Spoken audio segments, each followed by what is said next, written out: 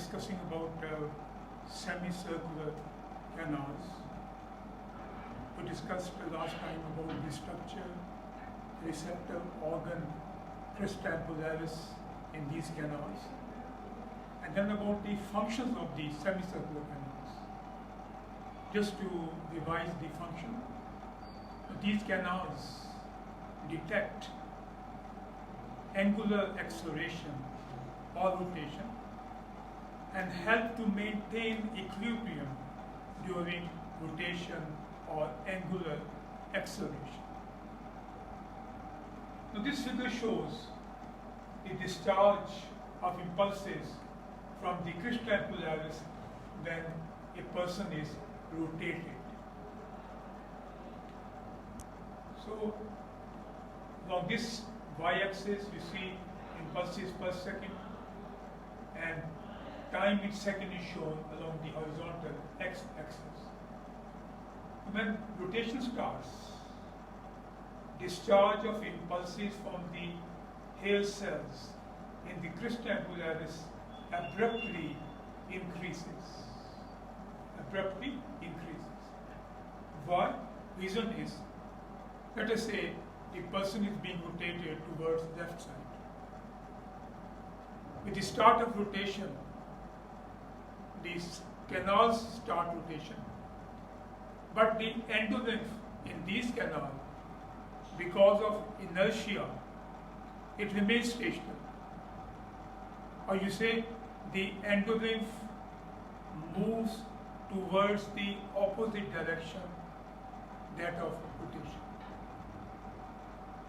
And this causes bending of the stereocilia towards gynoecilia, resulting into depolarization and abrupt increase in the discharge of impulses from hair cells up to hundreds of impulses per second, you see.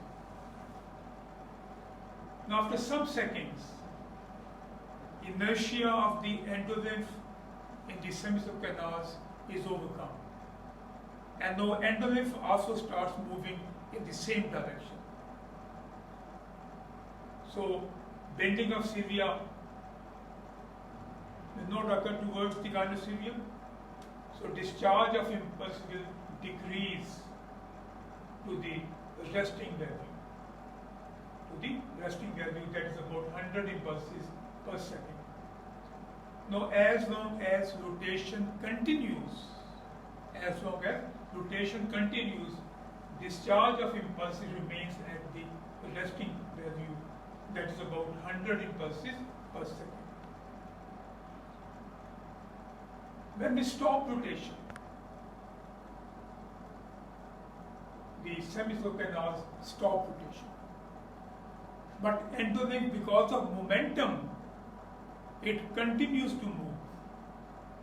Endolymph, because of momentum, it continues to move. So bending of stereocilia away from the gynoecilia. This results into hyperpolarization or inhibition, and you see discharge of impulses decreases even below the resting value, it goes to almost zero. And then after some second, this discharge of impulses will reach to the resting value. Right? So this is the response or the pattern of discharge of impulses from hair cells during rotation. And we see that hair cells discharge signals of one polarity at the start of rotation and signals of opposite polarity at the end of the rotation. At the start of rotation, signals of one polarity, and at the end of rotation, hair cell discharge signals of opposite polarity. So this is the function of semicircular canals, that these respond, these detect rotation or angular acceleration. Semicircular canals can determine velocity of rotation.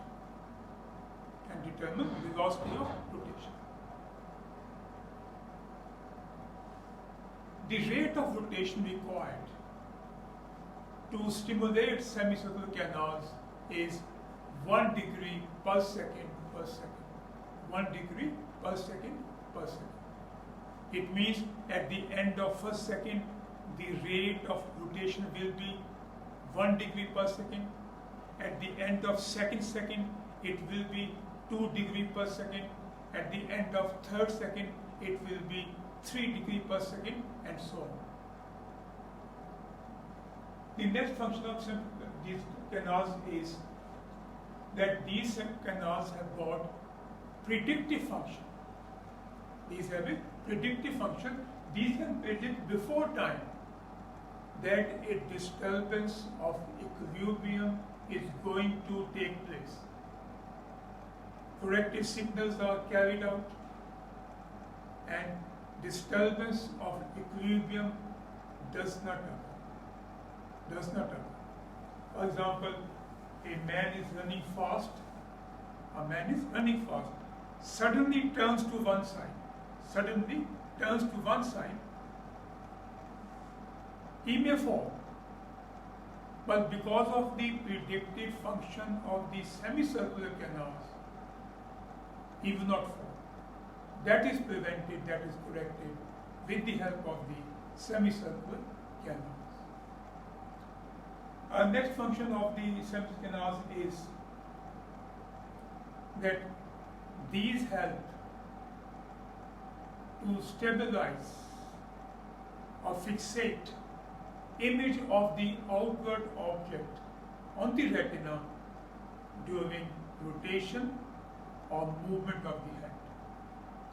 So these canals help to fixate image of the outward objects on the retina during rotation or head movement.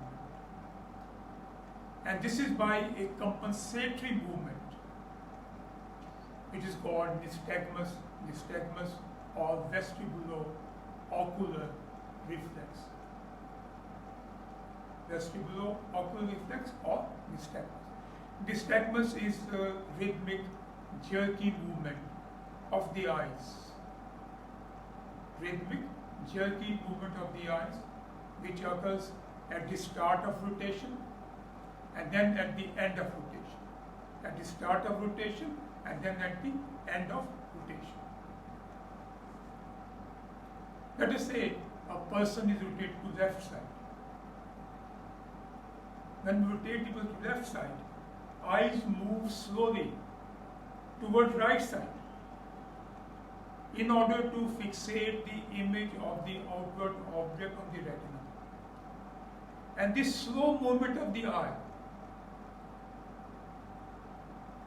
is a slow component of nystagmus, and this slow movement will be up to a certain limit, and then it comes back to a new point of fixation.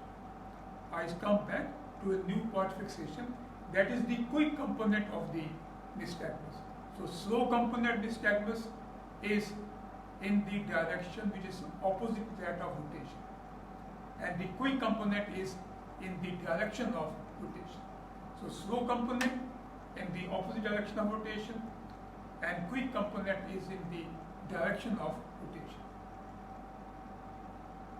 The slow component of nystagmus is initiated by impulses from the semicircular canals. Slow component of nystagmus is initiated by impulses from the semicircular canals, while the quick component is initiated by impulses from a center in the brainstem. So a quick component is initiated by a center in the brainstem. Keep in mind that nystagmus is also present in the blind people. It is also the blind people. So at the start of rotation, at the end of rotation, there will be nystagmus even in the blind people, because in the nystagmus, no role of the visual impulses. So no role of visual impulses in the nystagmus. So this is the function of the semicircular canals, that is to help to fixate image of the outward object on the retina with the help of the nystagmus or vestibulo-ocular reflex. So this was about the functions of the semicircular canal. Now we come to the other component of the vestibular apparatus, the utricle and saccule. The utricle and saccule. In the utricle and saccule, the receptor organs are maculae.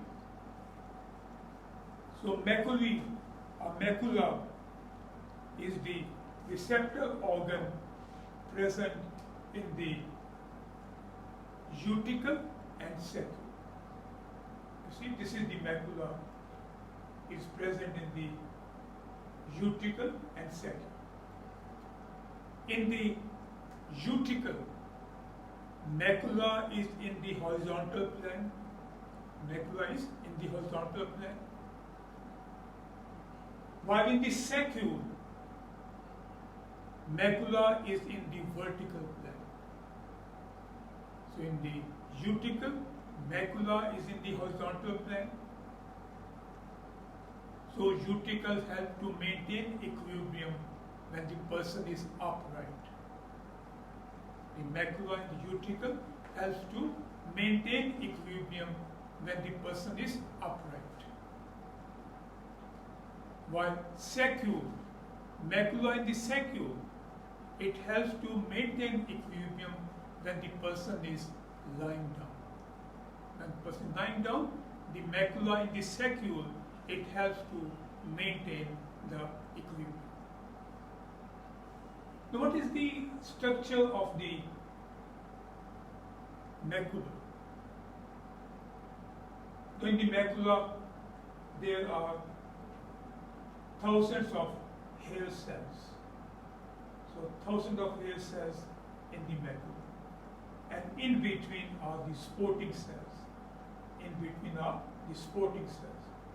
So from the top of the hair cell, each hair cell, 50 to 70 cilia or stereocilia arise, and these are projected into the gelatinous material on the top of the hair cells. So 50 to 70 cilia arise from each hair cell, and these project into the gelatinous material on the top of the hair cells. Now in the gelatinous material on the top of the hair cells, there are calcium carbonate crystals. Calcium carbonate crystals. And these crystals are called also otoliths or statoconia. Otoliths or statoconia. So calcium carbonate crystals in the gelatinous material on the top of hair cells are called otoliths or statoconia. Right? So these statoconia are heavier, 3 times heavier than the other material. So these also cause bending of stereocilia at rest. So that is why even at rest, 100 impulses per second are discharged from the macula. So even at rest, impulses at a rate of 100 per second are discharged from the macula. You see here that the vestibular nerve endings synapse with the sides and base of the hair cells, on the side and base of the hair cell.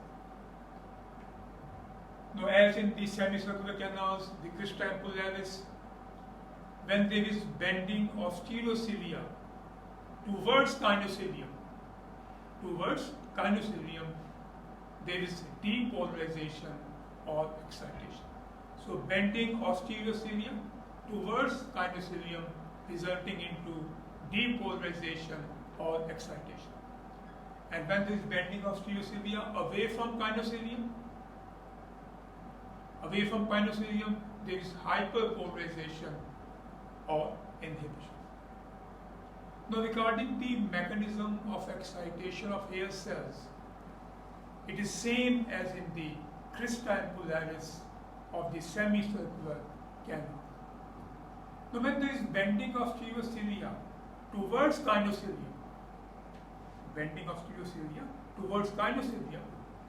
there is stretching of the membrane at the attachment of the stereocilia with the body of the hair cells. There is stretching. This causes opening of K-joint channels in the membrane. So, opening of K-joint channels in the membrane because of the stretching when there is bending of stereocilia towards kinocilia. And the opening of K-joint channels, it results into K-joint influx of K-joints, mainly calcium ions, maybe other K-joint, but mainly calcium ions, these influx. And this results into depolarization. Resting membrane potential is minus 60 millivolts. And because of the calcium ion influx, it becomes less negative, it becomes minus 40 millivolts. At minus 40 millivolts, there is depolarization or excitation of hair cells. And when hair cells are discharged, these are stimulated, these discharge at a rate of many hundred impulses per second. So this is the way by which K-joint channels, K-joint influx results into depolarization, because resting membrane potential will go, it will become less negative, we go to minus 40 millivolts.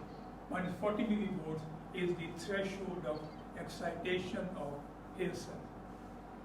Now, when there is bending of stereocilia towards, away from kinocilia, bending of stereocilia away from pinocilium, there is more tight closure of K-joint channels. There is more tight closure of K-joint channels.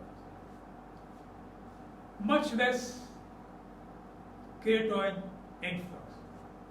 And the resting membrane potential, it becomes more negative. It becomes minus 65 millivolts.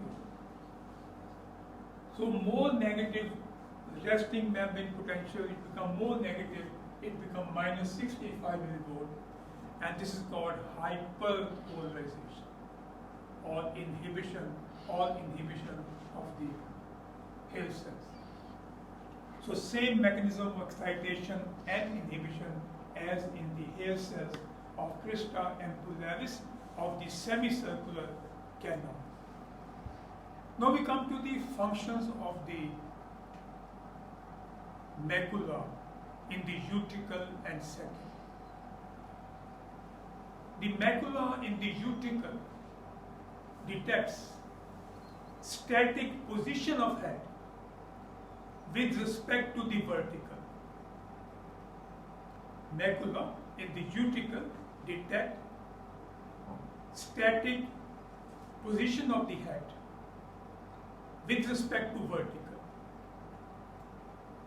and help to maintain equilibrium when head is away from the vertical. So helps to maintain equilibrium when the head is away from the vertical. Right? So the first function is that the macula in the uticle detects static head position and help to maintain equilibrium if the head is away from the vertical. The other function is that macula in the uticle and saccule detect linear acceleration. Straight acceleration. So this linear acceleration is of two types. So two types of linear acceleration, horizontal and vertical. horizontal and vertical. Horizontal and vertical. Macula in the utricle responds to horizontal acceleration. Macula in the utricle responds to horizontal acceleration. You are in a bus and bus is moving. So you are having horizontal acceleration. The macula in the saccule responds to vertical acceleration.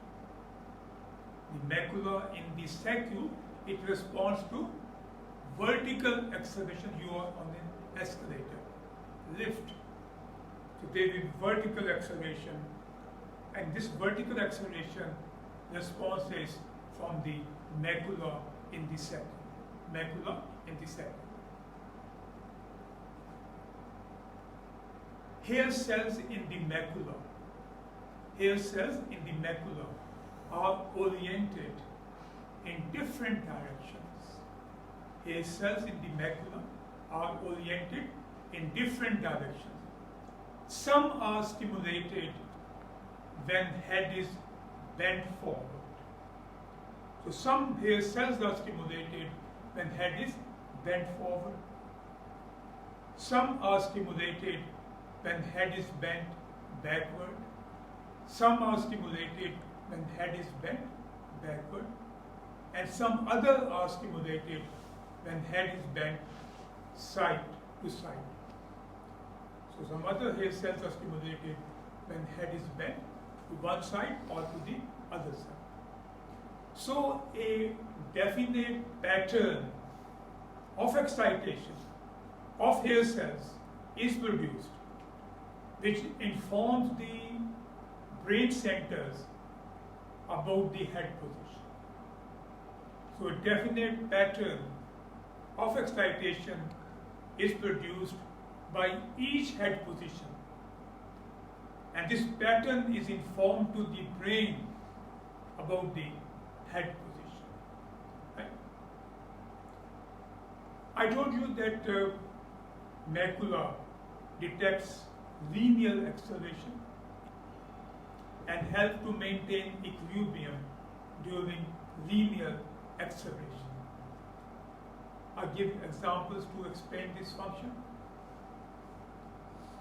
A man is pushed forward. A man is pushed forward. Or a man is standing in a bus. A man is standing in a bus. And bus moves abruptly. Bus moves abruptly. So a man is pushed forward, or a man is standing in a bus and bus moves abruptly. The person may fall, but the fall is prevented by bending of the person forward. Right? By bending the person forward, the fall of the man is prevented. I'll explain. A man is standing in the bus and bus moves abruptly. When bus moves abruptly, the man moves abruptly. Macula moves. But in the macula there are autoconia, scatoconia, the calcium complex crystals. These are heavier, 3 times heavier than the surrounding material. So these fall back. These fall back. And when these scatoconia, autoconia, because of the heavier weight, these fall back. The person has a feeling of falling back. So he bends his body to prevent the fall. He bends his body to prevent the fall. This is the role of macula and the utricle to prevent the disturbance of equilibrium when a man is pushed forward or when a man is standing in the bus and bus moves abruptly. Now on the other hand, On the other hand, a man is standing in a moving bus. A man is standing in a moving bus, and the bus stops abruptly. The bus stops abruptly. It stops abruptly.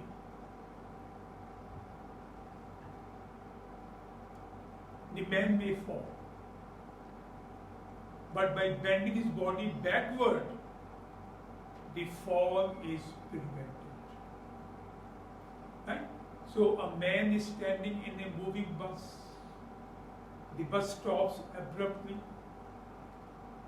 The man can fall, but by bending his body backward, the fall is prevented. And this is the role of the macula in the uticle. So when bus stops abruptly and the man is standing, when bus stops, with that, the body of the person also stops. The body of the person also stops moving. But macula has got a momentum. The statoconia, autoconia in the macula has a momentum. So these fall forward. These are heavier. So the statoconia, autoconia in the macula fall forward. And there is feeling to the person that he is falling forward. So he bends his body backward to prevent the fall. He bends body backward to prevent the fall. So this is the function of the macula, that is the response to linear acceleration. The macula in the uticle responds to horizontal acceleration. The macula in the sac responds to vertical acceleration. Keep in mind that the macula cannot determine velocity of linear acceleration. The macula cannot determine the velocity of linear acceleration. Velocity of linear acceleration. So these are the functions of the macula, that these detect static head position. And if head is away from vertical, these help to maintain equilibrium. And then the macula detect linear acceleration and help to maintain equilibrium during linear acceleration. But macula cannot determine the velocity of linear acceleration. The vestibular apparatus as a whole is involved in the perception of motion, and orientation in the space. So vestibular apparatus as a whole is involved in the perception of motion. You feel that you are moving, right? And then orientation in this space. You know that you are sitting in this lecture theatre, on the bench of lecture theatre, help of the vestibular apparatus. So perception of the motion and orientation in space is also helped by the vestibular apparatus. Keep in mind that the normal functioning of semicircular canals also require intact normal flocculo-nodular lobe of the cerebellum. So the normal functioning of the semicircular canals also require the normal functioning of the flocculo-nodular lobe of the cerebellum. So this was about the function of the uticle and sac.